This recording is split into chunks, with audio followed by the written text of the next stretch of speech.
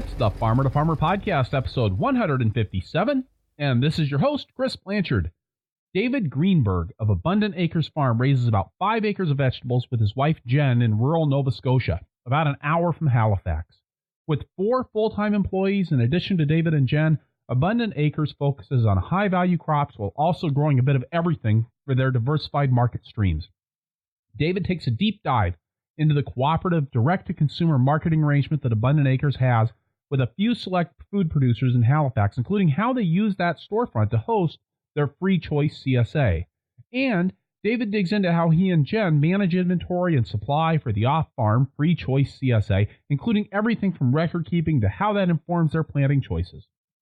Abundant Acres uses several different production systems, including tarped Deep-Compost fields for high-value crop production, a tractor-based row crop and Plasticulture vegetables in rotation, mobile caterpillar tunnels, and heated greenhouse space.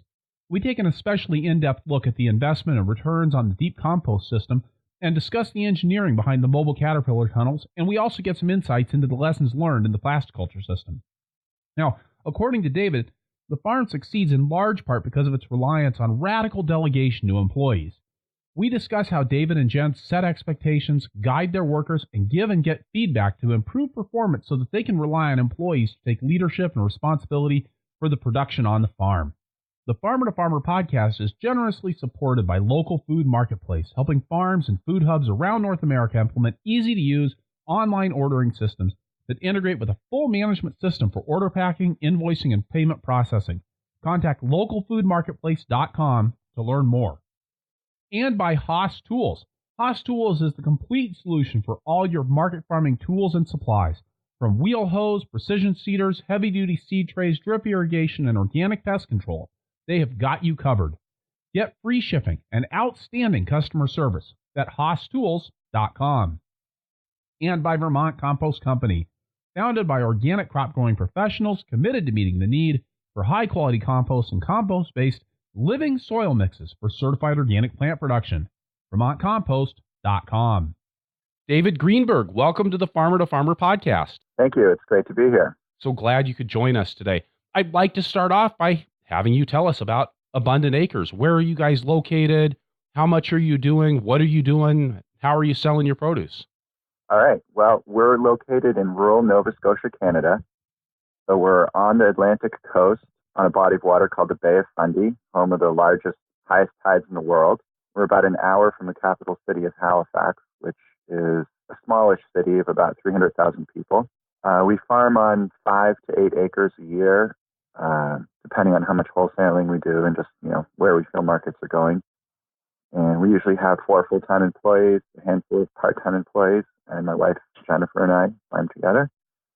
This is, we're going into my 22nd year of farming, and we do mixed vegetables with an emphasis on greenhouse crops, high-value crops, and then we also just grow a bit of everything. So I've been to Halifax. I think it was back in 2012, but of course it was in the middle of the winter because that's when I travel everywhere for farming conferences. But I have the impression that even though you're on 43 degrees of latitude, same as Madison, Wisconsin, that you guys are not nearly as warm there in the summertime, even though you might be as cold in the wintertime. Yeah, no, it's kind of a damp, clammy maritime climate. So I think degree days wise, correct me if I'm wrong, I think this is right, but somewhere like Madison would probably be, I'm guessing, something like 4,000 degree days, for like corn growing days. That feels like the sort of thing I should know off the top of my head, and I just have no idea. I think it's something like you might be even 5,000 degree days in the Midwest, and we're in a hot spot in Nova Scotia, and we're at about 2,300. Okay. So, the heat units are not there. And yet we can grow peaches outside, and they don't, we're zone 6. So, it's one of those maritime climates where, we grow eggplants outside. They just probably yield half as much as they would in a place like Madison or Pennsylvania or something like that.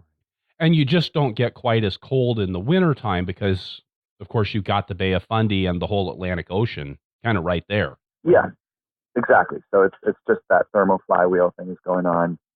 And I love it. I grew up outside of Boston where it's hot and muggy and, typical New England weather. And the first time I came up here, I saw a farmer sweating like crazy. It was about 80 degrees out, and he had jeans on and no shirt. And I said, "Ooh, is this hot for you? It's a hot day." And he goes, "Oh, this is the worst day we've had all summer." And it was mid-August. And I thought, "Oh, man." It's just been in high 90s in Boston day after day. And I come up here and I think, "Oh, I found paradise." I've never quite gotten used to the heat in the Midwest after growing up in the Pacific Northwest. So I know kind of the opposite of what you're talking about there. Exactly. Yeah. I've become so soft now. When I go back home in the summer, if I ever do travel in the summer, I'm just flabbergasted by the heat. So, there we go. So how are you guys marketing your produce? And that 5 to 8 acres of production sounds like a lot of variation from year to year. Part of that is we're just increasing our yields per acre. So I think we're actually settling at about 5 acres of production. We market through a CSA that we hope to get up to 200 shares this year. We usually vacillate around 180 to 200 shares. And then we do a big city farmers market. We wholesale to a university student union that does 100 plus CSA, and we're one of their main suppliers. We sell to a few stores and other farmers that resell to restaurants. Just a few wholesale accounts. A few restaurants buy from us, but it's not a focus. And then we do our CSA distribution at a project we call the Warehouse Market, where we have a grass-based pasture-raised meat producer, a sustainable seafood distributor, and us all share a retail space that we sell at 3 days a week in the north end of town. And that's been really successful. We started that last year. So we do free choice CSA and retail sales concurrently 3 days in a row. Wow. That's been a really big success for us. What a great idea for a partnership to pull in those other producers and have that available on kind of a piece by piece basis in the way that I think makes more sense with something like meat, rather than trying to have the meat CSA or something like that. That's right. And he does do custom orders. So he's bringing in probably 100 customers a week. The seafood distributor has a catch of the week program with 200 people. And a lot of those are coming through the warehouse. She does have some other distribution spots. But basically, we're bringing in our CSA clientele who are then buying meat and fish, and then the meat and fish people are buying our veggies. So it's been this amazing synergy. Plus, we can pay someone to help us on Thursday, which is our main distribution day, and then also watch the shop Friday and Saturday. And we're splitting her wages among the three producers and splitting the rent. So we found out the space is an old bean sprout factory that has walk-in freezers and walk-in coolers and drained concrete floors and all that, and a big garage door. And there's lots of parking. It's on a quiet residential street, a few blocks from a trendy shopping area. And so it's just we're some weeks we're tripling our sales that we do at the big city farmers market there. So in addition to having the free choice CSA there, you guys are also selling vegetables to people who come in from the meat and the seafood customer perspective. That's right. And we also have a lot of customers who simply just don't want a CSA. And they're very loyal. They'll come year round. They'll buy a lot of stuff every week, and they just don't want a CSA. And those are actually some of our best customers. We have this one customer, they're paleo diet followers, and they spend probably $50 to $100 a week on vegetables, plus another $100 to $200 a week on protein. So it's not unusual for them to drop $300 a week on us at the market, and they have no interest in signing up for any kind of program. So they're just, awesome farmers market customers, basically. Right. And of course, because you're doing this in such a small market setting, you really are able to choose the people that you're partnering with. So you've got a meat producer and a seafood wholesaler who match your food ethic. Exactly. Yeah, and that's a really big issue, especially with meat. I find that the quality, there's pasture raised and there's pasture raised, and the person that we're teamed up with is sort of the most accomplished grazer in our region, and his quality is just unbelievable. And same with the seafood. So it's really nice. And then we also bring in the best whole grain bakery that we love the most. We bring her products in. We bring beautiful flower bouquets, specialty mushrooms, ferments. We kind of just we curated our own farmers market to have all our favorite products. And so far, it's been a big success. And when you say you've curated your own farmers market, have you done that along with the seafood partner and the meat partner, or is that really something that has been an Abundant Acres project to say, let's bring in the flowers and let's bring in the bread? The flowers and the bread and all that is us, is Abundant Acres. The seafood person brought us in because she was renting the space as her headquarters. So she has her office spaces upstairs and she uses the walk-in cooler. And then she brought us in just as she was signing the lease for the building. And then the meat guy has actually had the person who owns the building has been his client for 20 years. So the owner of the building wanted the meat person to come in. And then we brought in the bread and the flowers and eggs and, just a few other things. And we Abundant Acres rents the whole downstairs market space, and then we sublet it to the other vendors. And we keep the money. We do one till. We just use a Square POS system, and we just have different buttons for each vendor's product. Everyone just brings their stuff. They don't have to count inventory, nothing like that. We just sell a piece of fish. I just press the fish button, total that, press the meat button, press the produce button, and then the Square system keeps track of it all. And then once a month, the fish wholesalers, aficionado, keep track of the money and write us a check once a month. How long have you been doing this? We started the first week of June last year, and we're going year round now. And yeah, Great. Cool. And of course, the hardest thing about replicating that would be finding a retail space in a desirable neighborhood that's affordable. That's the sort of secret ingredient to that. And especially because you're not using that retail space 7 days a week. It's not like you're really maximizing your utilization of those dollars per square foot. No, and we could go 7 days a week. We totally could. I think it's a possibility that would increase our days. Right now, the cost benefit isn't there just for the management of it and keeping produce there. Sometimes we have to do a resupply in on Friday morning. So as we're selling on Thursday, I'll be calling or texting the crew, telling them, pick more bunching carrots, get more spinach together, do this, do that. And then I'll drive home on Thursday, or my wife will drive home, and then one of us will have to go back in on Friday. It's a huge responsibility doing multi-day marketing. And if the customers come and there isn't something there, then you've just lost a customer. So keeping it going multiple days is not a decision to be taken lightly. And you said that you're doing this as a year-round market. Does that mean that you're doing year-round vegetable production?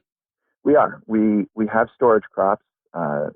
This year we're buying in some storage crops. There's a bunch of larger scale certified organic producers that we're picking stuff up from, being very transparent about it, but mostly we grow our own stuff. And then we have greenhouses with greens in them, and we're doing pea shoots. Right. And then there's an aquaponics array in the warehouse that the owner of the building is doing a rainbow trout and salad greens system grow up. And then most of that gets cut and carried 20 feet into a bin and sold. So there's also that too. Very cool. Yeah. Very cool. Yeah. So tell me to kind of set the market context then, tell me a little bit more about Halifax. I think it's about 300,000 people, and you've got a university there.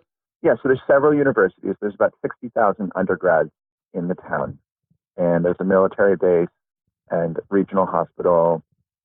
Just the things you'd expect in a small capital city. Halifax has a very well-developed farmers market culture and not a very well-developed CSA culture. So there's several farmers markets and not that many CSAs. There's one really big year-round CSA with, I think, about 800 shares. And then we're the second biggest in the town at only 200 shares tops. So it's I think there's a lot of room there. Markets, I'd say, generally are struggling. Like I've heard so many other places in North America that farmers market sales are stagnant or going down. And certainly CSA signups are harder to come by than they used to. So definitely, it's not like it was 4 or 5 years ago. It seems like just the buzz of local food seems to have dimmed, and the really committed, great customers are still there, but it doesn't seem to be as trendy to have a CSA box or go to farmers market as it was a little while ago. Yeah. Do you see that in your interviews a lot now? Yeah, we're hearing that a lot. I mean, of course, we hear that and we hear that, and then it is kind of funny. There are some folks that I talk to who are like, it's the market's never been better for us, and I think it varies so much according to the geography, kind of where you're at in that, maybe in the peak of enthusiasm when it comes to any given trend. Where maybe if you're in a city where it hasn't been as big of a deal, that maybe you're still kind of riding the upswing. And I was particularly struck, and this has been a number of interviews ago, when I talked with Corinna Bench, I think in Ohio, and she was saying how for them the CSA is actually really strong, but they're really adopting a lot of the marketing approaches, in terms of selling those CSA shares and even thinking about how to get people to renew their CSA shares, that you might see in the more conventional food scene, rather than kind of taking the completely alternative route with the marketing. Interesting. Yeah, we've for us, we found the more choice we give, the more retention we have, Yep. and the more face-to-face contact. So our two main things we're doing that we didn't always prioritize is that my wife and I attend almost every Thursday distribution, and that people know on Thursday it's our main, sort of, we tell people they can pick up their CSA shares on Friday or Saturday, but Thursday is the main day. So the farmers will be there, and everything was harvested fresh. On Friday, some of the stuff, will be left over from Thursday. But on Thursday, we're rolling in, we're there, come and get it. And people respond to that so strongly. Just that eye-to-eye contact and full choice. So we'll do a large share, it's usually 9 items, a small share is 6 or 7 items, and it's just all laid out farmers market style, and you just take whatever items you want. Except for certain things we might put up, early cherry tomatoes, there might be a limit on. But by and large, you take whatever you want, and you never take something you don't want. I feel like there's a real tension there with the face-to-face contact and the choice element with the CSA, because, really we're being asked to do a lot more as farmers. I mean, that face-to-face time, that comes at a cost because you're not on the farm. You're now standing there, you're selling things, you're being a merchant instead of being back home getting the weeds killed. And I feel like the same thing to some degree with the choice. There's this ever growing pressure to provide more and more and more and more and more.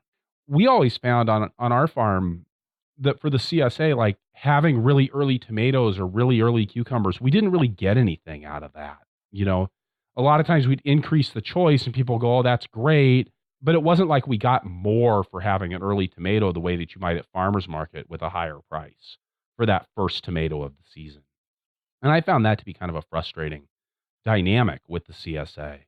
It is true. I think that's kind of a weak point of CSA in general, is that you're not getting that direct market response. For us, we're doing a lot of farmers market sales while we're distributing the CSA. And the CSA has created a buzz for us in this alternative location on a quiet residential street. So people are jogging by this little street and they see, 30 or 40 people picking up their CSA shares and talking and laughing and having a great time. And they go, what's going on in there? And they come into our building. So for us, I sort of see the CSA distribution as this really great sort of adjunct to our alternative farmers market sales thing.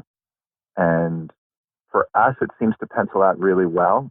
There's many CSA days where we're selling $6,000 of product in a day in a really small market on a fairly small farm. It feels like it's worth our time compared to a farmer's market where a really, really good farmer's market is 3,000 to 4,000 is about our top sales and market.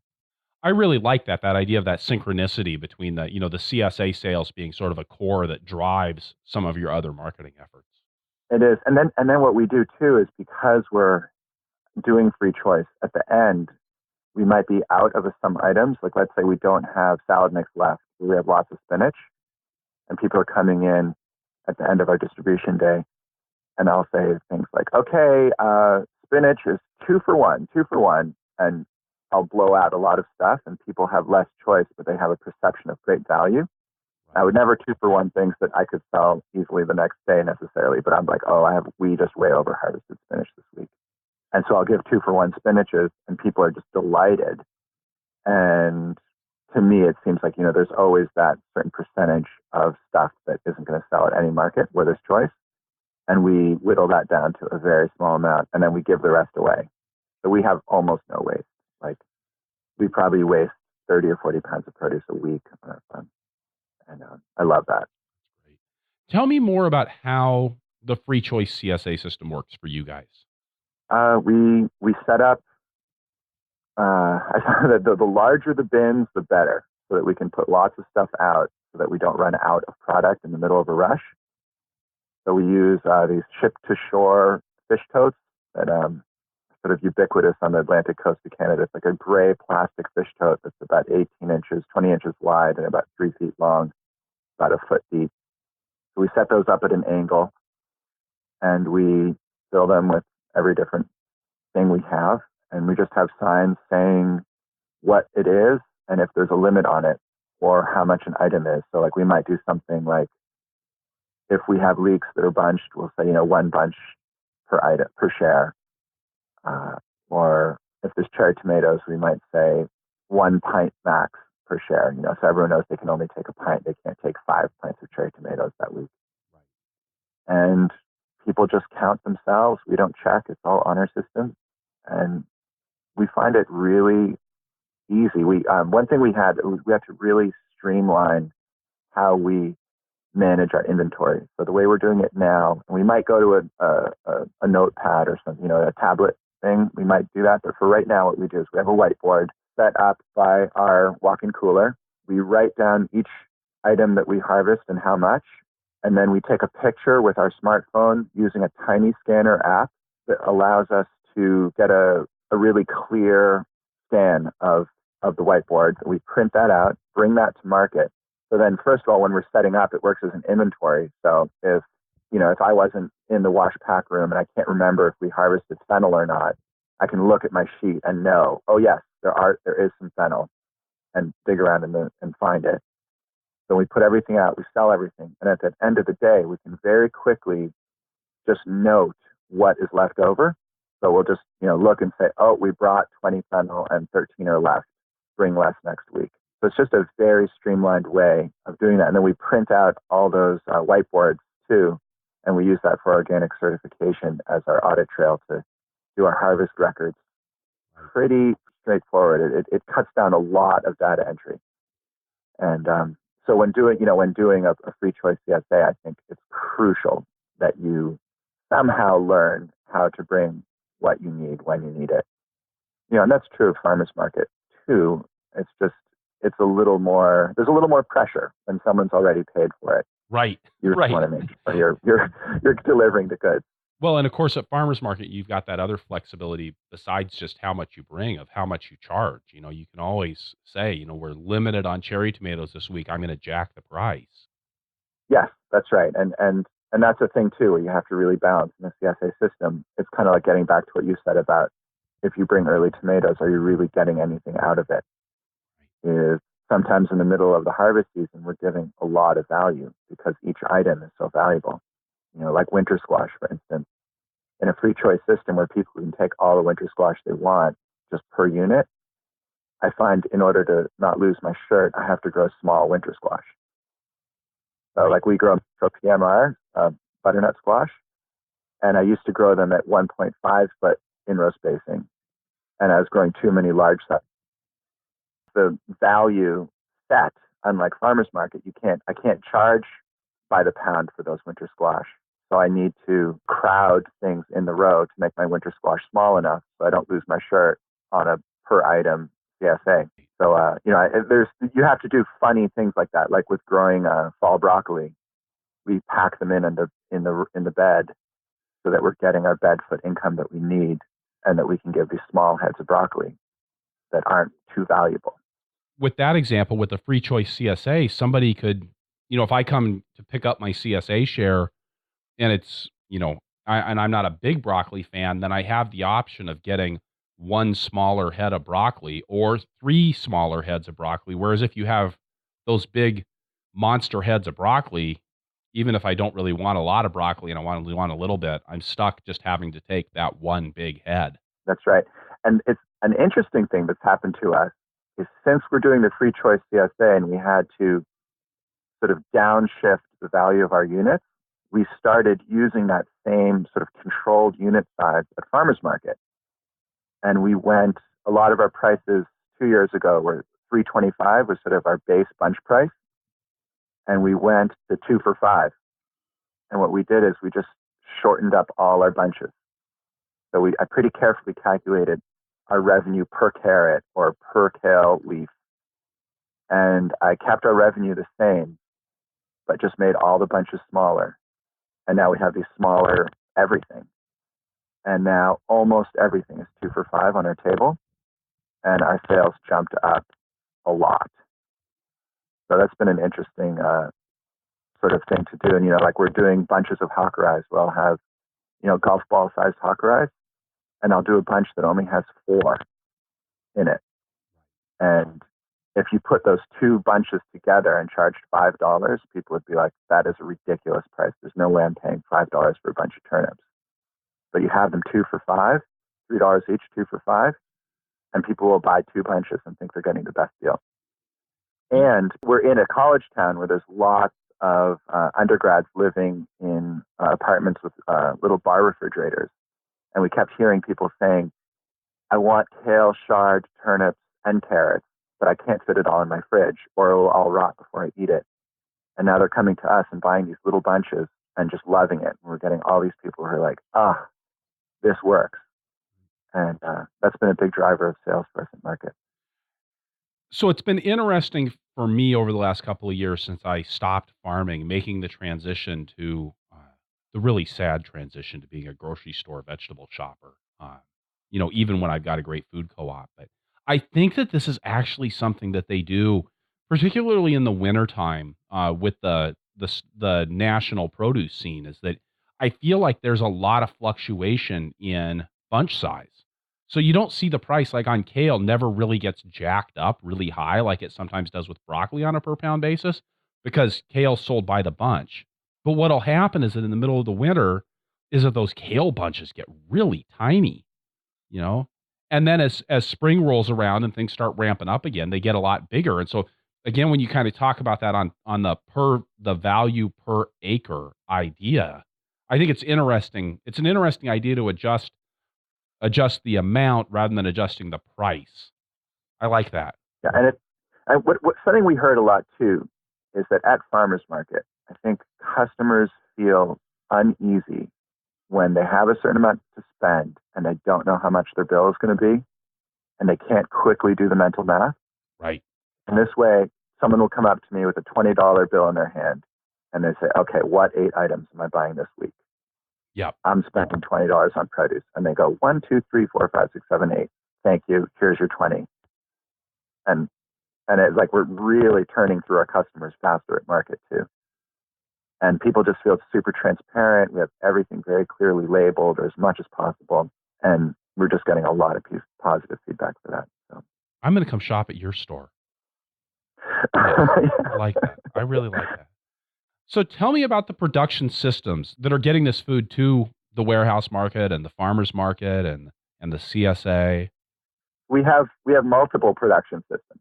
A lot of our high value, mostly direct seeded, short season crops. So, quick roots and greens are grown in an 1.5 acre, no-till, tarped, Deep-Compost field. So we have 108 beds, 100 feet long by about 42-inch bed tops. There are 60 inches on center, and we have full tarp coverage. So we have 18 tarps that cover 6 beds in 3 rows. So we have block A, B, and C, 36 beds per block, 6 tarps per covering those beds. We have full sprinkler irrigation, so any crop that's growing has a sprinkler on it. We use Senegar Wobbler XLs. We use 4 sprinklers per 100-foot run per bed. So we're irrigating 6 beds. We're tarping 6 beds. We have row cover that can cover 6 beds. And we're using a lot of compost. I've been thinking about this for years. And then when I read Ben Hartman's excellent book, The Lean Farm, actually, I think I first heard about it when I heard him on your podcast. It just clicked in my head, and I started doing some math, and I figured out I could put, it was like 4 inches of this very clean, peat moss-based, weed-free, pH-balanced, awesome compost. I could put 4 inches down on a bed for $160. And I did the math, worked out to just over $16,000 to cover all 108 beds, and did it. I invested the money. That was in the spring of 2016, and we had an incredible drought in 2016. We ran out of water for 6 weeks, and I think that compost paid for itself that first year. And we also just did away with our weeds, so we, just covered over all that chickweed in our salad mix, and suddenly, what cultivation we did have to do was 3 times easier. Our yields expanded, doubled our yields. Everything just got easy and awesome. And now we're just really sold on that production system for those particular crops. We do a lot of things like we'll have a piece of ground that has some sort of weed problem. Chickweed is a big one for us. And, we'll do things like the chickweed will come up through last year's compost. So we'll tarp, we'll take the tarp off, we'll let the chickweed start germinating, we'll flame it, then we'll put more compost down, and then we'll feed immediately. And we're just really learning how to use the tarps and the flaming and the deep compost to pretty much eliminate weeding in those hard to manage crops. So I think in 2016, we did over $100,000 sales on that acre and a half with no greenhouses, just all outdoor crops. And we spent about $20,000 on compost, which is a lot for sure. But we were able to grow things like spinach and arugula through a drought. And we spent less than 5% of our labor on weeding. And our yields went way up. And our crop quality went way up. And we were plagued with, soil-borne funguses killing our spinach when it's in the cotyledon stage. Mm-hmm. And that stopped. And suddenly we're growing beautiful spinach this summer. Just killing it on spinach. So now, like last year, we spent about $5,000 of compost on that field. And of course, the big question is, are we going to get too much phosphorus or other, less soluble nutrients? So far, the only thing that's getting high is potassium. So I'm going to have to figure that out as we go into this system longer. So that's one system we have. One thing that I think is interesting about what you're talking about there is that when you're looking at the expenses there, what you're doing is you're trading input expenses for labor expenses, because you're really using that compost as a weed control tool. And of course, if you're increasing your yields on a per square foot basis, you're probably cutting down your labor costs on a per unit harvested basis. So you're kind of trading that input cost for labor costs. I'm curious, where are you getting your compost? Is that something you're making yourself? Is that something you're buying in from a local producer? Yeah, I've always loved making compost, and I still make a lot of it myself. But we decided, reading books like The Market Gardener and just thinking about it and sort of, okay, I surrender. I can't make weed-free compost that's super consistent. So we started buying it in from a peat moss manufacturer. So there's a peat bog about 45 minutes from us that beds cows and sheep on peat moss and then turns that into compost, adds lime until it's pH balanced, and sells it. And it's expensive. It's delivered. It's almost $40 a cubic yard, and it's perfectly weed-free. It's super fluffy. You can direct seed into it, and there's no crusting. Of course, it holds moisture beautifully. And being peat-based, it lasts. So we'll put 4 inches down, and 12 months later, there's probably 1.5 to 2 inches of it still sitting there on the surface of the soil. Because that peat's already what's the right term for it? It's humus already, right? It's a completely finished, stable organic matter. And it's so stable. It's almost like, I say, it's like a fossil carbon. It's almost like a fossil fuel. And obviously it's debatable how sustainable it is. But here in Nova Scotia, about 20% of Nova Scotia's land mass is peat bog. And there's a lot of peat here. So we really love it. It just does everything we need in a way that seems to be very cost effective. And you were saying we substituting input costs for labor.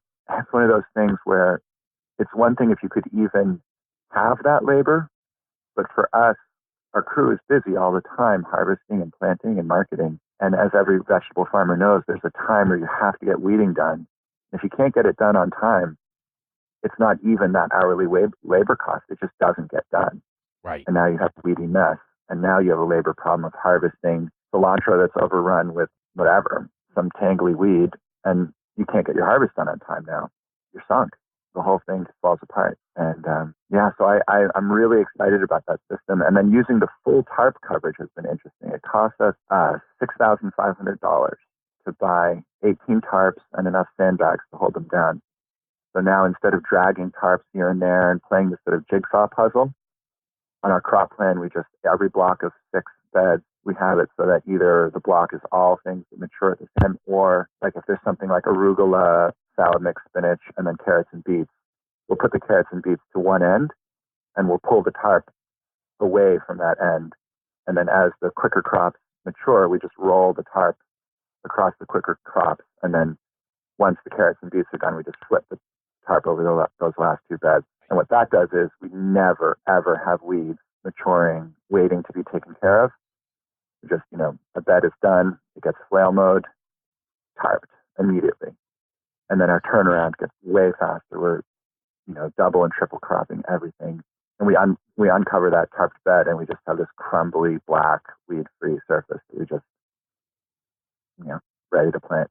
Unless we are trying to flush out weeds, and we'll untarp, wait 2 weeks, wait for weeds to germinate, flame weed them, and then usually put fresh compost down and plant. And by using that thing, we've been able to beat pretty much every weed we have, including some nasty things like wild mint and nettle and things like that were in that field. And how are you getting that compost spread in that system? We have a custom tractor that we built out of a zero-turn mower. So it's really light and really maneuverable. And we pull a little cart that carries about 1.5 yards of compost with this little cultivating tractor. So we load the compost with a bucket loader. We have the compost right by the edge of the field. And we can spread a lot of compost in a hurry with that. This peat-based compost is so light and fluffy, we shovel it around with snow shovels. So it's actually fun and easy to spread it. And one time I timed myself and a really strong, fast employee. I wish I could remember it off the top of my head. It was a really large number of bed feet per hour. I won't make it up, but it was kind of astonishing. In a few hours, you can definitely do about 10 beds. So it goes by pretty fast. And that's doing a really thick plant, a thick covering. It's like 3 or 4 inches. And you said that this production system that you've just described accounts for how many acres of your farm? 1.5. That includes all the perimeters and cross paths and everything. It's 108 beds that are on a 60-inch center. Okay. So, and then our paths, we're trying to make our paths more and more narrow as we go. And it's interesting, too. I have the full sort of toolkit for a BCS, like the power harrow, rotary plow, flail mower, all that stuff. And now we're hardly using our rotary plow, which is an expensive piece of gear. And we're not really using the rotary harrow or the rotary plow. And instead, I changed the wheel spacing on our Kubota that has 13.2 rear wheels. Okay. We just brought our wheel spacing in a little bit. So we're at about 59-inch centers. Didn't quite get 60 inches on it. We're on 59-inch centers, and I'm not broad forking anymore. I'm using just a simple I had a friend custom manufacture sort of like a bed shaper tillage unit that's 2 big discs. They're about 20-inch discs that scoop out the path and reform the shoulder of the raised bed, and then 2 gangs of S-tines, and then 2 gangs of like rod weeders, or just like, just spring steel that just sort of crumbles through, and then a roller at the back. So I'm able to whip down a bed in about 30 seconds and, deeply loosen the soil without inverting the soil profile, crumble and sort of drag through it, and then roll the back, and then we're ready to plant really fast. And so, yeah, I find, we were broad forking. When you're broad forking 108 beds and paying someone to do it by the hour, suddenly a few $1,000 tool seems pretty cheap. And how often are you doing that with those beds? Before every crop of carrots, for sure. We've been experimenting with it.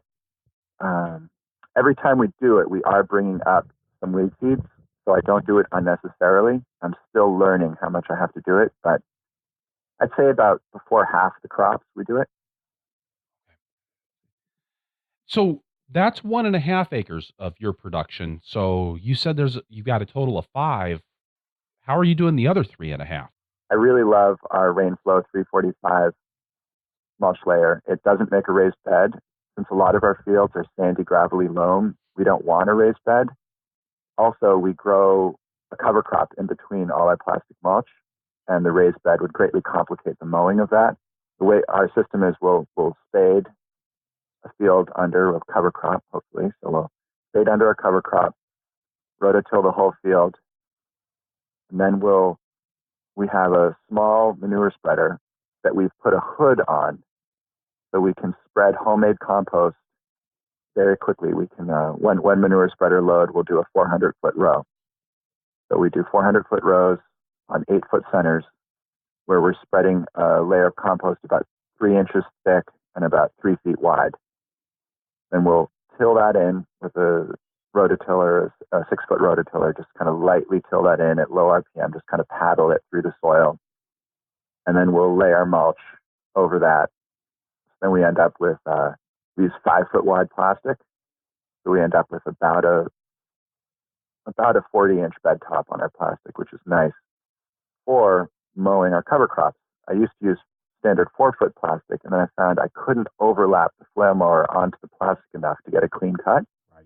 So this way, with a 5-foot plastic, we plant our transplants so they're at least 6 inches from the shoulder of the plastic. And then we plant annual ryegrass and red clover in the spring, work it in with the power harrow. Actually, what we do is we lay our plastic, we power harrow out all the ruts from laying the plastic mulch to get a really smooth surface that will be easy to mow. Then we spread our seed and either power harrow it in or let the rain work it in. And then as we crop the field, we mow it with our 34-inch wide flail mower. 2 passes, a pass up and down does it. And we end up with this beautiful carpet of red clover by the end of the season. No weeds, no soil disruption. And so I view our plasticulture year as a major soil building year in our rotation. And then we'll pull the plastic and the drip tape the following spring and let the clover grow up several times, mow it, let it grow, mow it, let it grow, and then we'll spade that whole field under and cover crop it for the year. And I feel like we're building a lot of soil with those crops in that year.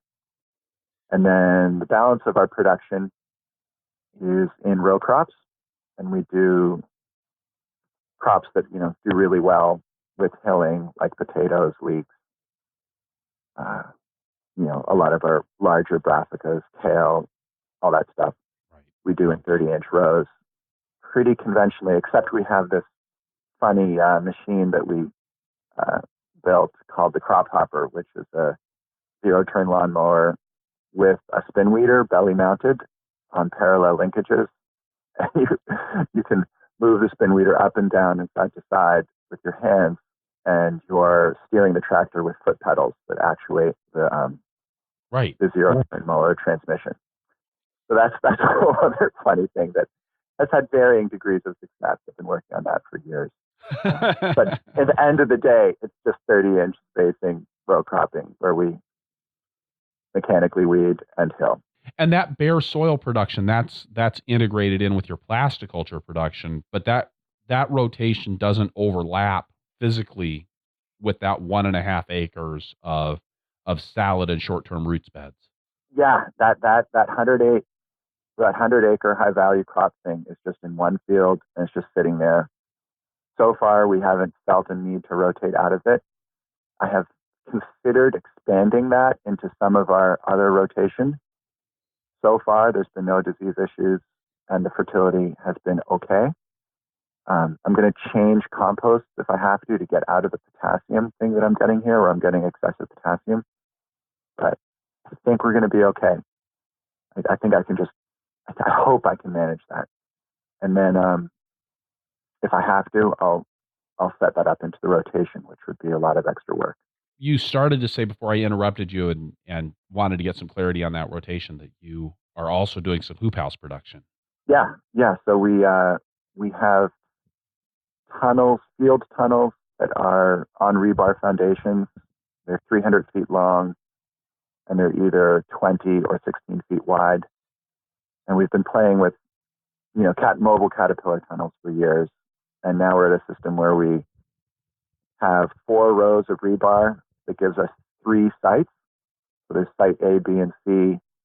The rebar is permanently installed with a thin strip of landscape fabric that the rebar skewers through, so there's no weeds around our foundation posts. And we can just move the hoops side to side and use that. It's, some sort of protected culture is so advantageous in a climate like ours, where June often feels like the end of winter. We just don't get the heat in the spring because we're literally a few hundred miles south of icebergs. So the ocean's so cold here in April and May that it's just nothing wants to grow. So, yet there's lots of sun. So the simplest of greenhouses just are such a big hit here. So we have a field that is our hoop house field that we just do those rotations where we either have cover crop or, fall winter crops or spring crops growing, spring summer crops growing. We're, flipping these hoop houses around.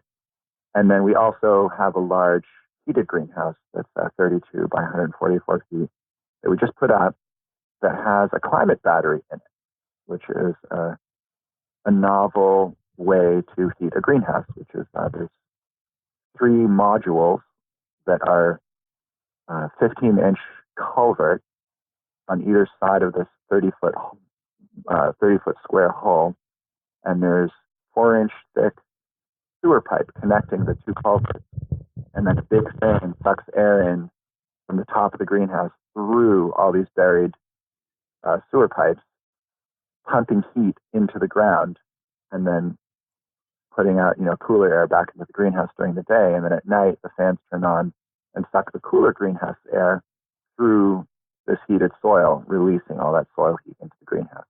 Oh, we just built that, and we'll see how that works. We have tomatoes, peppers, and eggplants that are just coming up in our ceiling greenhouse, and we're planning on transplanting them out into this greenhouse around the beginning of March. So we'll see if that gives us the early warm season crops we're hoping to get without a big fuel bill.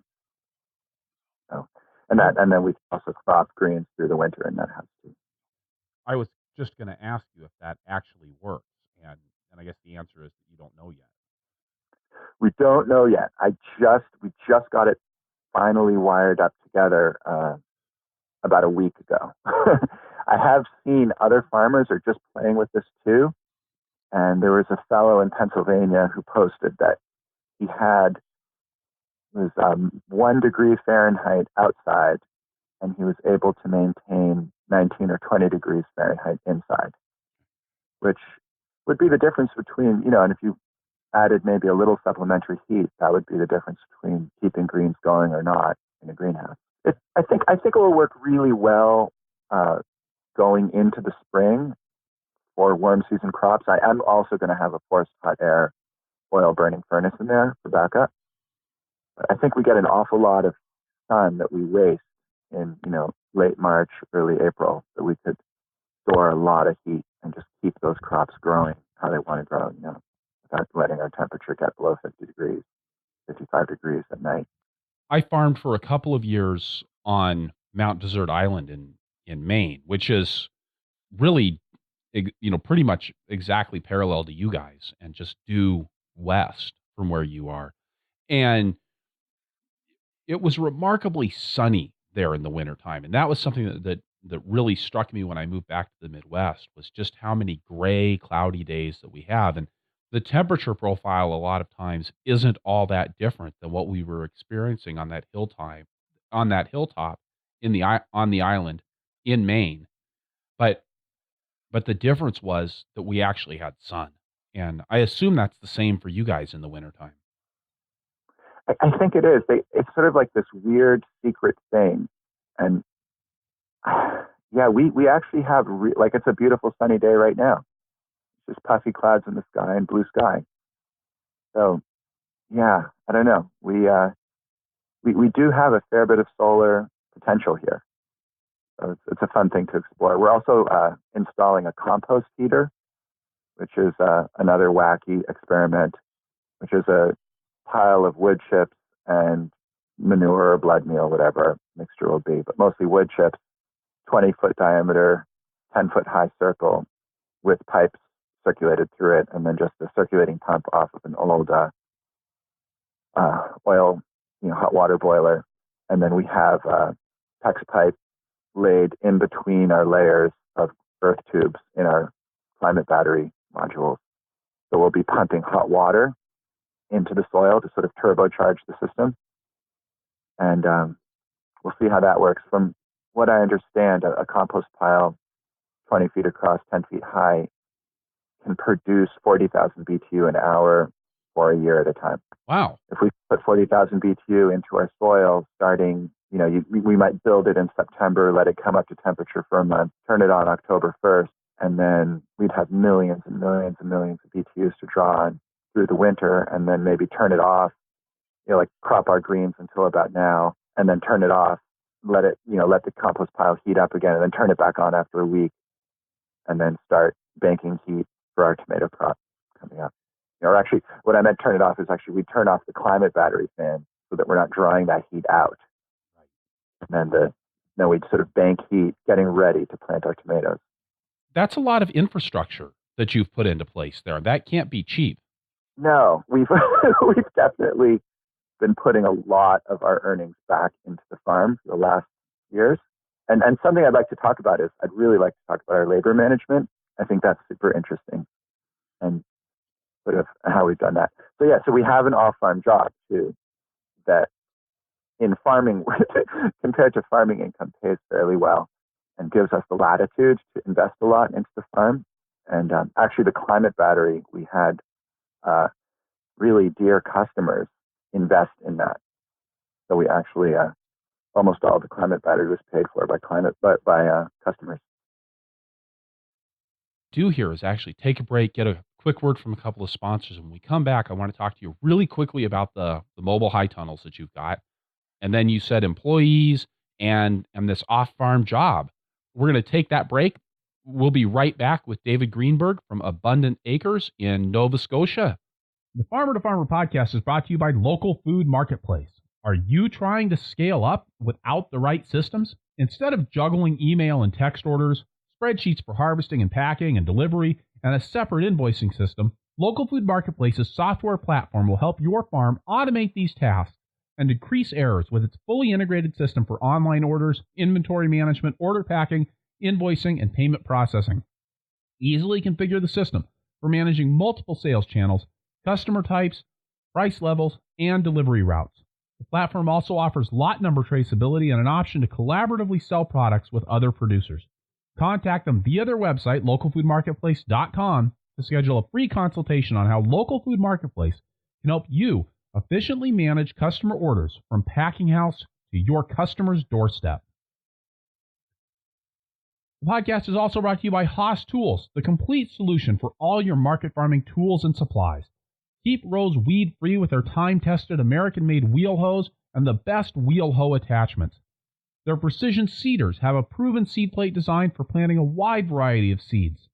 And you can grow the best transplants with their heavy-duty PropTech seed trays and keep your crops healthy with their drip irrigation and fertilizer injection systems.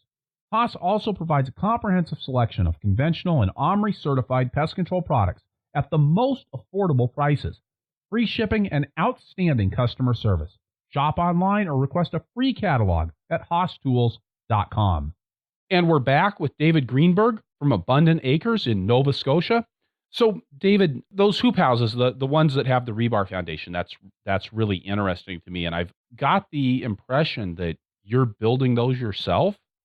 I started building them myself. I started out, there's a really neat guy, Todd Hanley in Oklahoma, who I found on the internet, and he had plans for fabricating your own mobile hoop houses. So I started with his system, and then I gave a presentation on them at a greenhouse conference, and a greenhouse manufacturer liked the idea and started building them. Then we had them made out of better materials, almost as cheap as I could buy materials here. So I started using his stuff. That's been good. And then we've kind of kept in touch over the years and kept refining and changing the design. And now we've kind of set on a design that we both really like, which is a 16-foot wide Gothic arch shaped high tunnel that's made out of 1x2 steel. And it's really light. It's easy to move. The 1x2 profile fits more forgivingly on the rebar than the 1x1 I used to use, which would kind of get jammed up on the rebar if the rebar wasn't at just the right angle. Right. This way, with that rectangular slot, it just pops right on. And sort of the key secret ingredient to our high tunnels is we have this very simple custom fabricated bracket that's just a piece of 1/8 inch galvanized steel that has a 3/4 inch hole that fits over the rebar and a smaller hole, probably a 1/4 inch hole that the carabiner fits onto. And you slip that on over the rebar, and you carabiner your twine that you lace the plastic on. And that just locks onto the rebar really nicely. The harder you pull on your twine, the more that bracket sort of kinks onto the rebar and won't let loose. And then the other secret thing that we're doing is we're making a little pad underneath each hoop so that the hoop can't jam into the ground. I find with these rebar foundation hoops sitting on rebar greenhouses that they'll kind of push into the soil, especially when it's wet and muddy. And, if it goes down a few inches on each side, you could lose 6 inches of headroom, but also more importantly, your ropes will keep loosening. So we had this corrugated plastic we got at a dump. But you could also use plywood or even a piece of 2x4, just something to keep that hoop from working down into the soil. And then using strips of landscape fabric along the rebar is really nice too. Something to give it a little bit of flotation and then a little bit of weed control. Yeah, just a little bit of weed control, a little bit of flotation. We've stopped this year. We won't be growing tomatoes or peppers outside. We grow them all in the hoop house, and we're getting awesome production and super cheap. And then having it mobile, of course, is great. We grow our tomatoes and peppers. And we can keep harvesting them into November, and then at the same time, we're growing beautiful winter crops next to it. When they finally get killed by the frost, we just cut everything down, and me and 2 employees, we can move an entire house in a day, which is almost 5,000 square feet of growing space. They're really good in the wind. They're really cheap to buy. It's just a flexible, attainable system. I'd say one drawback to them is they're hard to ventilate compared to something with roll-up sides. Right. And the way we manage that is we spend some time in the spring and the fall ventilating them, especially in the spring. And then once the settled warm weather comes, we ventilate them. We just roll up the sides and we keep them rolled up. Even on cool nights where we probably should drop them, we don't. And we're still getting such good production that I figure, okay, that's good enough. I'd love to figure out a way to have a mobile house that has automatic ventilation. That would be great. An inexpensive mobile house that has. Yes, that's right. You could get like a remall Rolling Thunder at however many dollars a square foot. These houses cost around $1 a square foot Canadian delivered, soup to nuts. And who's the manufacturer on that? I don't think you mentioned that name. No, it's a Multi-Shelter Solutions in Palmerston, Ontario. And they do ship to the States. So you said you wanted to talk about employees.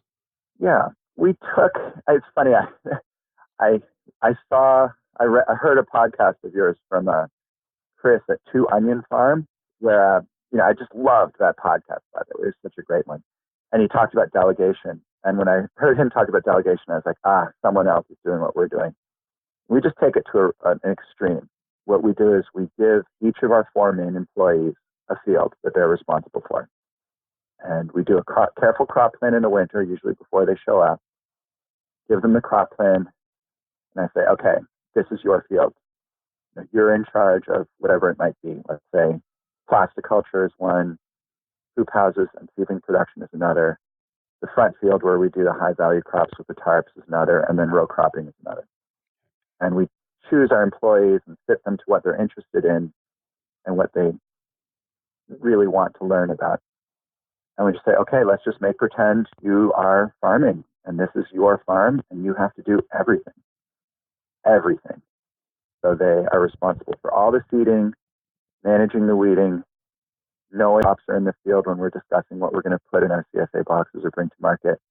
Everything about that field, they're responsible for. And then I just kind of buzz around helping people and discussing things and hoping to catch inexperienced mistakes they make before it ends up costing us. And this system has worked so well. I'm just thrilled with it. And it's not without its challenges, but it seems to motivate people in a way that it's unbelievable. Like, for instance, one year, deer got into our row crop field, and this young man, he's 21 years old, and he looks at me with wide eyes and he says, deer have made it into my field and they've eaten 3 cabbage plants. And he rallied his other friends who were working on the farm, and by 10:30 that night, a deer fence was up. And I'm just like, my wife and I are just like, this is amazing. And they strung deer fence up. They baited it with peanut butter and tinfoil. I said to him, if you get a deer fence up right away, they'll get the message. But if they get used to it, we might have a real problem on our hands. I was expecting him to get it done within a few days. And they worked by headlamp, and it was done. And I didn't have to work to motivate them. I didn't have to say much. I just gave them a little touch of information, and he ran with it because he wasn't going to lose all of his crops. And, I tell people it's really important to irrigate the spinach during a dry spell. And, I'll see them running out to the field during the lunch break and turning their sprinkler on because they want to grow spinach and have it at market in the middle of August. So they've really got a sense of ownership over the portion of the farm that they're responsible for. Totally. Yeah. And it takes a lot of letting go. There's a lot of training that has to go into it. Like, we'll get people who don't have experience with tractors and have to show them how to use the bucket loader and how to load compost and how to use our field equipment and do all this stuff that a lot of farms just don't delegate. And we delegate it all. And people feel like they're getting a lot of value from that. And they, so far, have reciprocated beautifully. So do you have, I think of myself as a young farmer, and I certainly went through an evolution from the first farm that I worked on to the 4th farm that I worked on. But I certainly had, as a young man, and I think this is true of a lot of young people, I was kind of cocky. I felt like I knew it all. I didn't really want to listen to what anybody else had to say. I was oftentimes careless and distracted. I hear you talking about this, and it kind of gives me the heebie-jeebies. Right. Well, there is some of that. Like, sometimes people make mistakes, and it hurts. We do try to carefully hire people who are not too headstrong. It's like if you're going to give them an inch, they might take a mile. So we do have to find people who have a cooperative spirit, who appreciate it, who have clear expectations. We've run into trouble with people who wanted more direction than they got and felt sort of lonely and isolated out there in their own field. And then something that seems to be really important is that we get people who want to work as a team.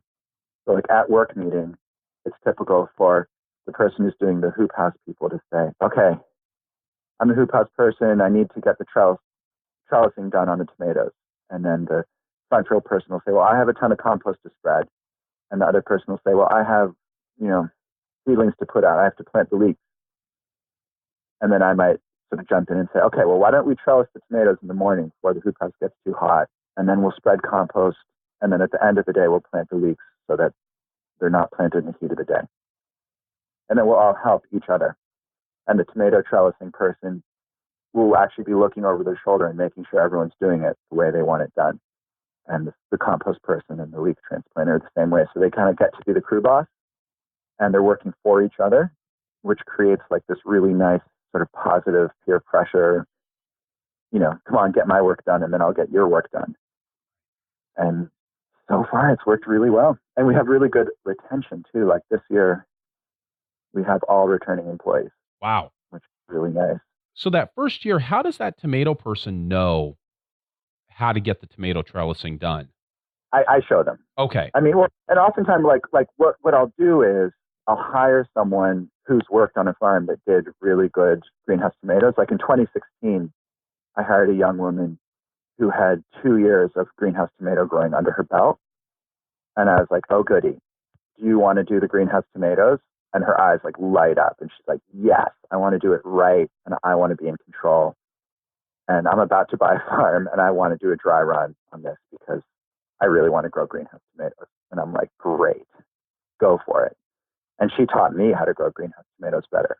And they were amazing. She grew, more tomatoes than I've ever grown. And now she owns her own farm and, there you go.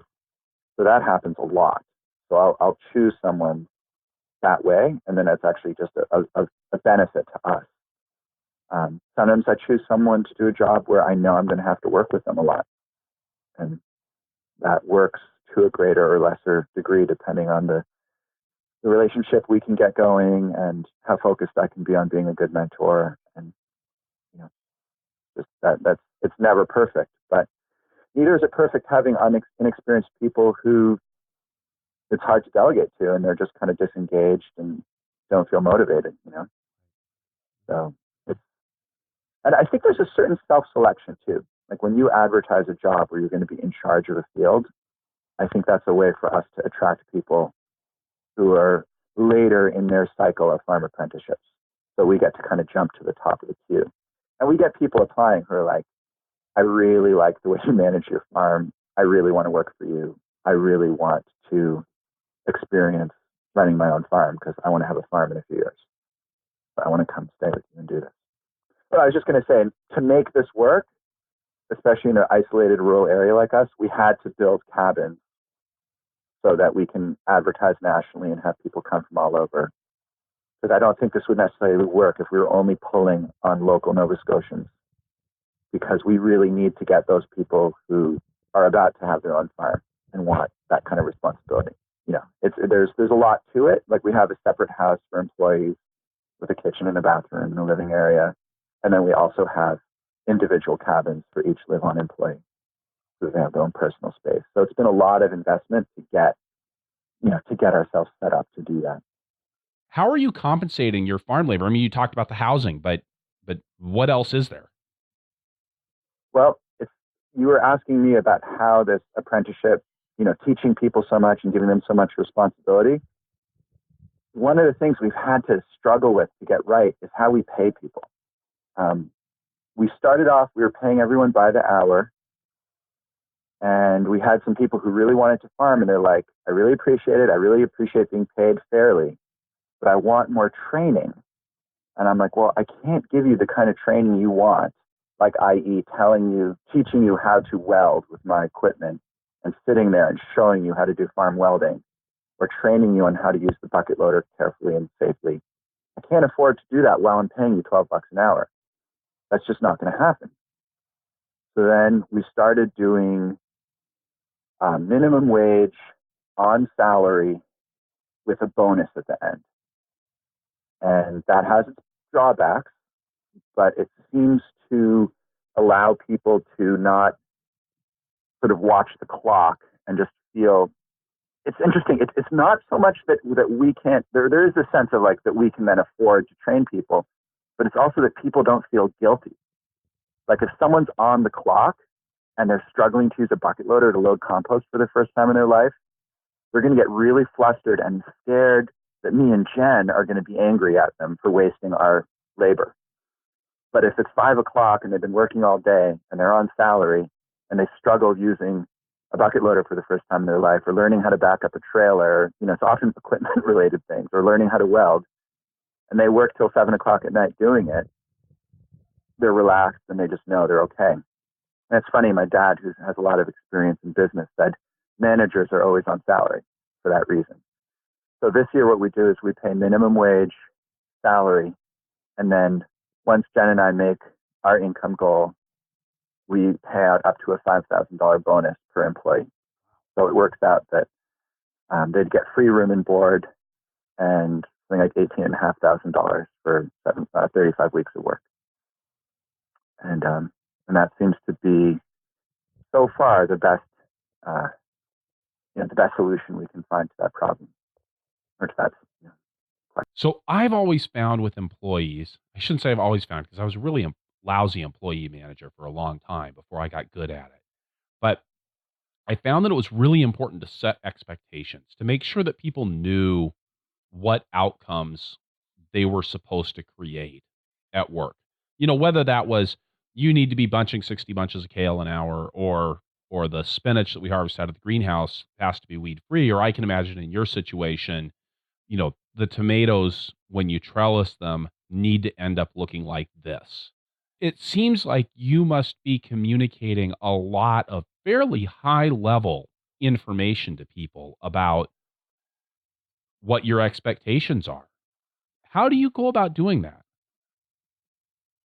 I walk around and talk. We do field tours where I'll do, we're trying to implement this on a really regimented basis where I'll, on a set weekly schedule, everyone will have a certain amount of time with me and Jen where we go over everything. I find the field plan is crucial. If our plan is really accurate, and we have everything on Google Drive, so everyone can have it and update it and see it whenever they need to.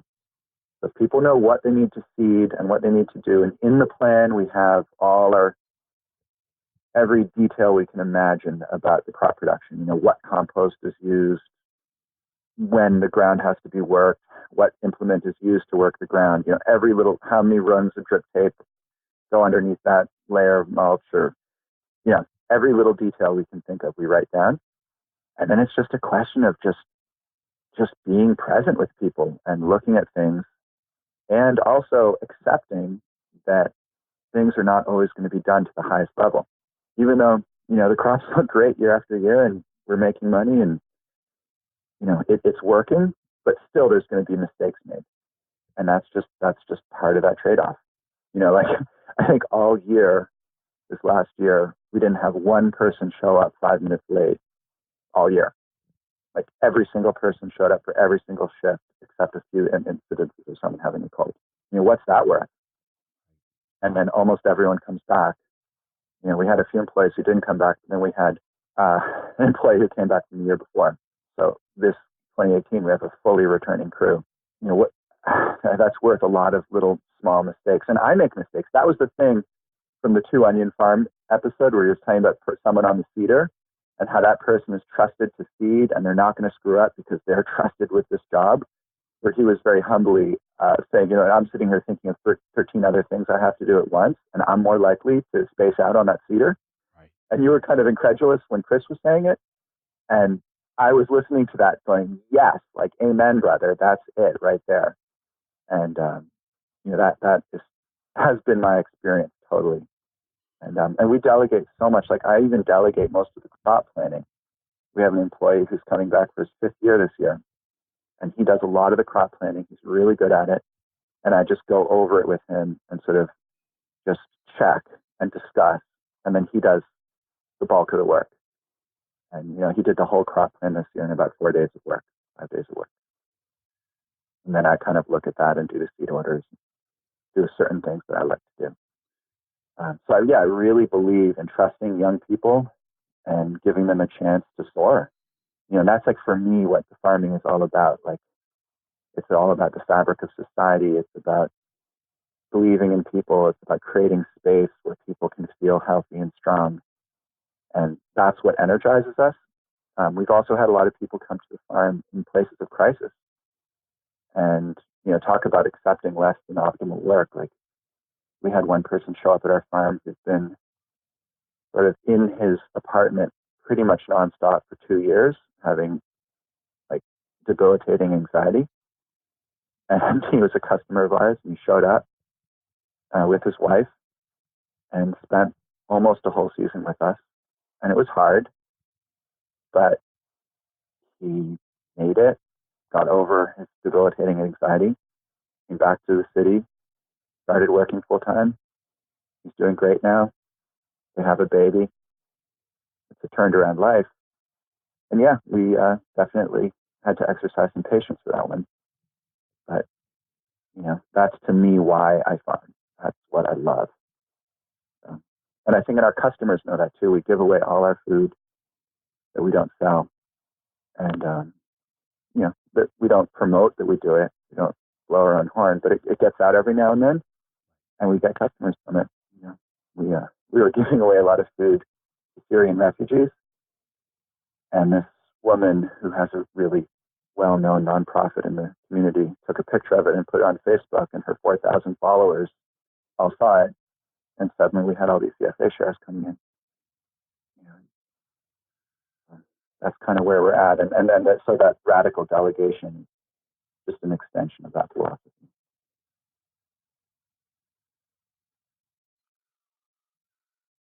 Thank you for sharing that.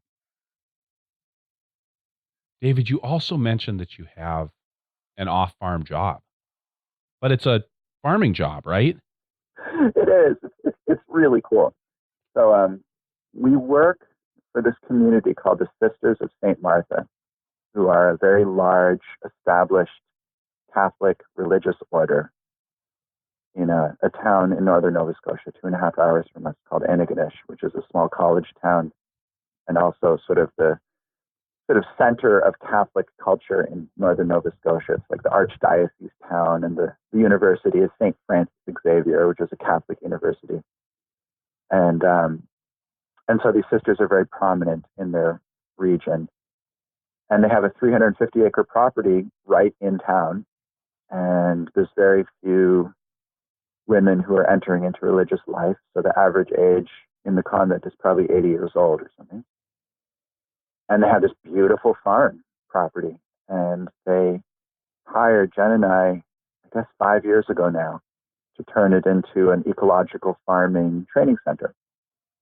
So we have 2 acres of land, greenhouses, hoop houses, BCS, walk-in cooler, wash pack room, everything you need to be a beginning market gardener.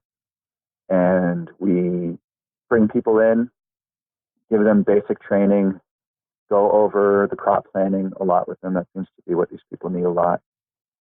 And then just say, go at it. Take a section of the field, plant crops, do your best to sell them, enjoy. And so far, it's been fantastic. We have had, I think, all but one of our graduates is either farming for themselves or in the process of setting up a farm. And people just, again, it's like that thing of just giving people trust and autonomy with solid information and guidance. And people, they learn something. It's this like intangible, just that sense of just the confidence it takes to just get up in the morning and just start working and making decisions, learning from your mistakes, going to bed, waking up in the morning, do it again, over and over and over and over again. And before you know it, you're a farmer. And we certainly don't bill it as a replacement for working on other farms or studying the art of agriculture, but we sort of see it as a stepping stone between someone who's been working on other farms and someone who wants to start their own farm. Kind of like a dry run where you can just soft start your agricultural career. And so far it's worked really well that way. But having a part-time job that far away from the farm, I mean, I guess that's a function of the radical delegation that you're doing, right? Yeah, totally. So, and it's hard. Like, that is hard. There's many days in the middle of a spring planting day where I'm up at St. Martha and my cell phone is ringing, at least once an hour. And people are like, on the crop plan, it says that broccoli is supposed to be at 1.5 feet per bed. But didn't you say at work meeting, it's supposed to be 1 foot per bed in the spring or something? And I'm like, oh, yes, that's a mistake. Putting it 1 foot. Good one. Or that kind of stuff. Or I can't get the such and such to start. And I'm like, oh, did you pull the choke? And they're like, oh, yes, right, I forgot. So a lot of that kind of stuff happens, and it's a tremendous frustration and inefficiency. But we're paid well for the job. The job's meaningful. We're committed to it. And it also, when we come back, I'll come back from being gone all day, and the crew is often really stoked and proud of all the work they did while I was gone. And again, that's that whole thing of trust. Mark Twain said the best way to find out if you can trust someone is to trust them. So, we just have a whole employee attitude based on I trust you, I trust you, I trust you, and I'm going to walk around and hold you accountable and see what you're doing and try to lay out really clear goals. We use a lot of things I picked up reading about Paul and Sandy Arnold's ideas from the 90s when I first started farming, about benchmarks of how many dollars an hour you harvest, how many dollars per square foot or acre, those kind of benchmarks. So like on our farm, they know that if we're not harvesting $80 an hour of produce, we're in trouble. For instance, or like in my front field, each bed has to yield $500 per crop, and we want a double crop. So we want to hit, roughly $1,000 per bed per year. Those kind of things. And they know that, and we talk about it. And in the beginning of the spring, we'll do a harvest, and I'll total up the value of the harvest, and I'll total up how many hours went into it, and I'll be like, look, we're at $48 an hour. If we continue at this speed all year, I will be bankrupt. Inferring, or you will be fired. So it's not like all lovey-dovey. And I'm like, so basically, either people are moving too slow, they're being too fussy, or there's a combination of the two, or you're being fussy in the wrong way. Then I'll be like, okay, let's go over bunching these hot dry turnips together. And, and I'll kind of set the pace, and people will be like, oh, I see. I'm inspecting each one way too much. And I'm like, yeah, it's better just, I know there's no maggot in these turnips. You don't have to look. The last farm you were on might have had bad maggots. These have been row covered since the day they're planted. Just go. And kind of give them the context. And the people are like, oh, we didn't use row cover at the last farm. I'm like, yeah, well, we do here. And there's no maggots. You don't have to look at each one. And suddenly they're harvesting turnips 3 times faster. Correcting people is one of the hardest things to do, I've found. To really be able to do it effectively, because so often we have a tendency, I think, to save that stuff up, and so it really is, you're sitting down at that weekly meeting and going, you guys are all lazy, slow, and stupid because we're at $48 an hour instead of 80 on the harvest. And so what the hell's going on with that? And did you go through a learning process when it came to correcting people? I'm deep. We're deep in it, and we make mistakes a lot. But yes, I think what we're learning is I'm a gregarious person who likes to talk a lot, and I'm often telling people stuff randomly. That does not work. There's a place for structured feedback and correction in a farm like this, even more so. So we're finding, and we started doing this last year, and we're getting more and more rigid about it. It's a weekly check-in where I go over the crop plan, we walk through the person's field, we sit down, we give them a chance to talk. So Jen will say to the person usually, how could we be managing you better?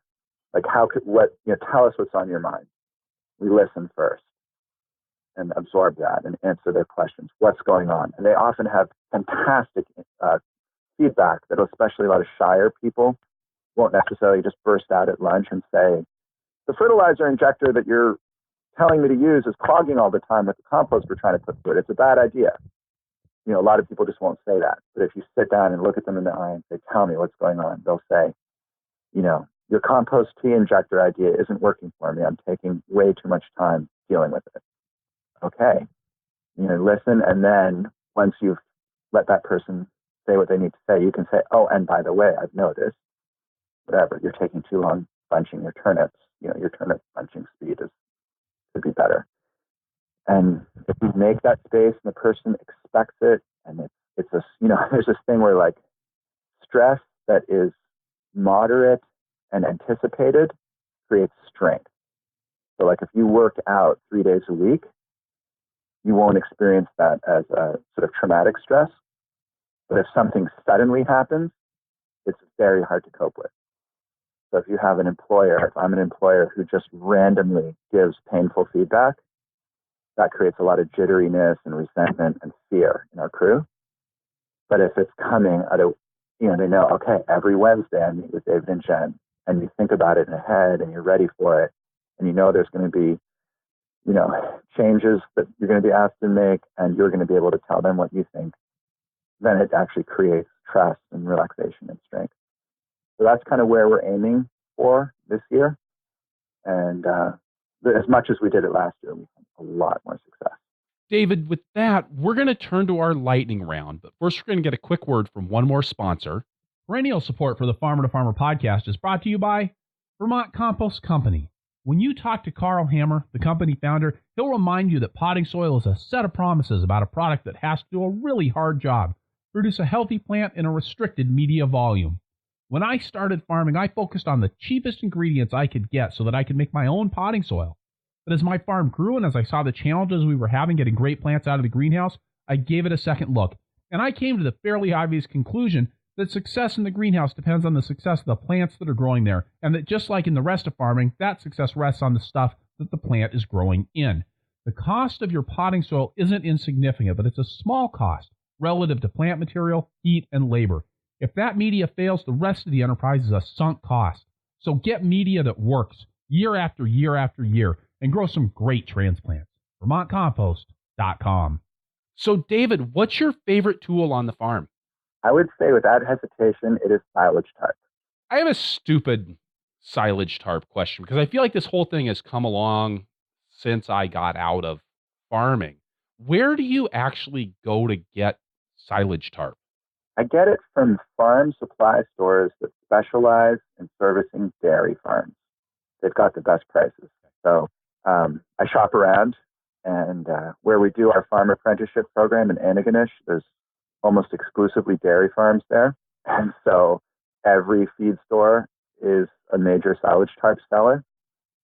And so I just call up, found the cheapest one and get it there. And I find too, like if I was buying a whole bunch at once, I would pre-book it. I'd order it at this time of year. And you can usually save, 5 or 10% because they're bringing it in on their major truckload. Right.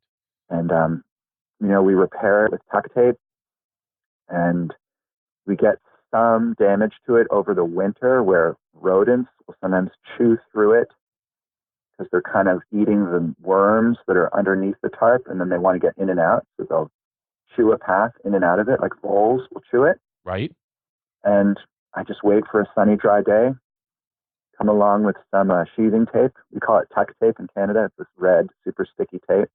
It's like way better than duct tape. So we use this red tuck tape, and it's as good as new. Done. Right. So we can keep it going for years and years. And the cost per square foot, the weed control, it's just the thing. And then we do something too. It's kind of cool. We sandbag it along the edge, and then in the middle rows, I'll take a shovel and I'll dig a little divot. If there's there's a slight slope to our field, like maybe a 1% slope, and I'll dig a divot out from the middle of the path and put that soil on the downhill side of that divot to make like a little dam. Okay. And then when it rains, or if I can even irrigate it, it will make a several 100-pound pond of water in the middle of the tarp that will hold the tarp down so tight that it will not move in the rain. Huh. And then when it comes to unrolling it, I just take the sandbags off the middle, and we'll get 2 or 3 people to just roll the tarp off, and that water will kind of like learn how to make a divot that's not too heavy. And then we can just kind of roll the tarp downhill, swish that all off, just, take a shovel or a rake or something and just fill in that divot again. And we just saved a lot of sandbag carrying. And then by having full coverage of the whole field, I don't have to move sandbags around. It's not moving the tarp isn't that bad, but moving the sandbags gets old. Right. So by having enough tarps and sandbags to cover the whole field, we just, take the sandbags off into a pile, roll up the tarp, leave it in one path. And then what we'll do too, like as we multi-crop the field, we'll, pull the tarp to the left, which will kind of make a really clean edge to that part of that section, kill all the weeds. And then the next time we'll roll it to the right and smite the weeds on the other side. And, we try to keep it really well mowed and tidy all around it. It's sometimes hard to mow right up to tarp. So by flipping the tarps one way and then the other, we kind of keep our field edges really tidy. And, feel like the high value crops are where the profit is on the farm. People like Richard Wiswall and, many people have figured that out. And I think all of us have figured it out who stay in business, is that we're making a lot more money on cilantro than we are on winter squash. Yeah. And I grow all those crops to have what the customer wants. And I never, ever want to lose a sale on those high value crops. I want to have them year round as much as possible. I want to be the cilantro guy in my market. Yeah. And having a bomb-proof system, where it can be like, we get a lot of rain here, right? And it could be raining and raining and raining, and I can uncover a bed and plant, as long as it's not a thunderstorm, I can pretty much plant whatever I want to. That combination of the peat moss and the tarps just pretty much takes wet weather out as an excuse for not getting a planting done on time. We're planting, there's just no excuse. So we can have perfect arugula week after week unless we have a flea beetle problem. Perfect bunching greens, perfect salad mix, spinach, radishes, hot rice, just solid. Such a powerful tool. That's just, to pull out over $100,000 out of an acre and a half with, over probably 60 or 70% of our labor in that field is harvest. It's just so profitable. And, and then we do things that aren't profitable, like growing potatoes and things like that I love doing. And it gives the experience to the crew. And of course, our customers love eating really good root crops. There's some money to be made in it, but to keep that, I know what my profit center is. It's the front field and it's the greenhouse crop. And, so I just really take care of those profit centers as, I don't starve them out. It's kind of like Brian Bates was talking about, like he said something like, if it isn't salad mix, bees, or greenhouses, they don't get money or something. Or he had said this thing, like there's three things that it's like, if I don't feed, if it's not those things, they're not getting fed until those things are maxed. And that's how I kind of feel about that field. So like dropping $20,000 of compost on it. And like, if that's what it takes to grow spinach all year, go for it. We're in. And like, it's funny, like with that compost, 2 beds of spinach pays for a whole truckload of compost. Before that compost application, we couldn't really grow spinach. And now I'm often making close to $2,000 on 2 beds of spinach, which then buys a 50-yard load of compost. I had invited you and your wife, Jen, to be on the show, and Jen declined, passed it off to you. So I'd like to ask you, what's Jen's superpower on the farm?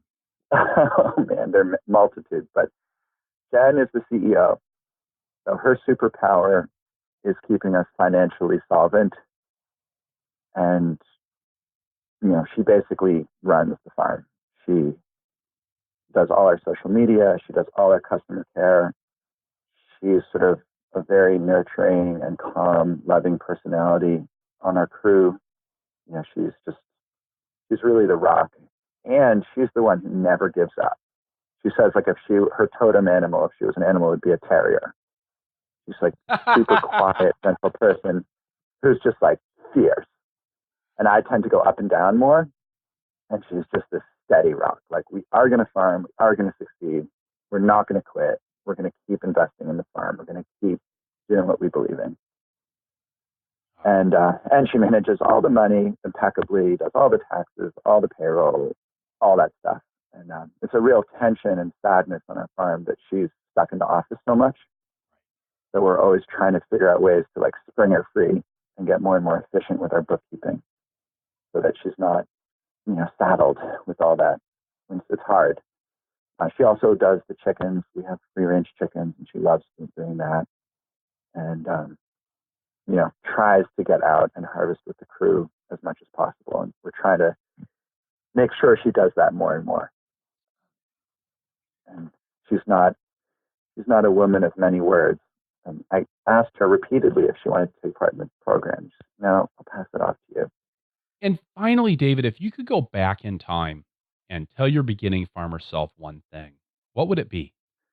It would be to pay more close attention to what established successful farmers are doing and not be such a creative iconoclast, but instead do something that's proven that works, learn it, and then try to improve after you've learned the baseline best accepted practice.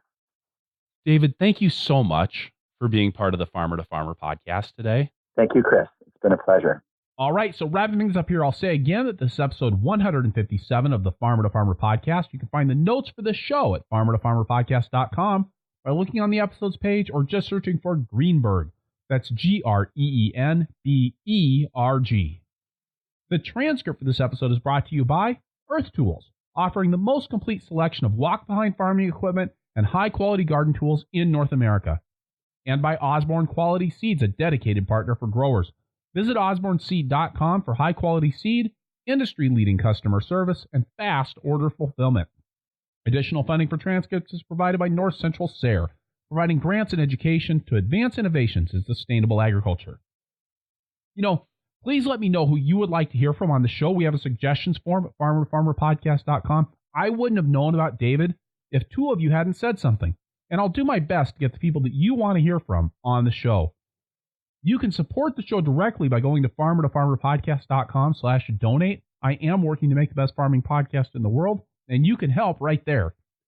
The other way you can help is head on over to iTunes, leave us a review, especially if you enjoyed the show, or talk to us in the show notes, or tell your friends on Facebook. We're at Purple Pitchfork on Facebook. And hey, when you talk to our sponsors, please let them know how much you appreciate their support of a resource you value. This really matters. You can get the show notes for every Farmer to Farmer podcast in your inbox every Thursday morning by signing up for my email newsletter at farmertofarmerpodcast.com. Thank you for listening. Be safe out there and keep the tractor running.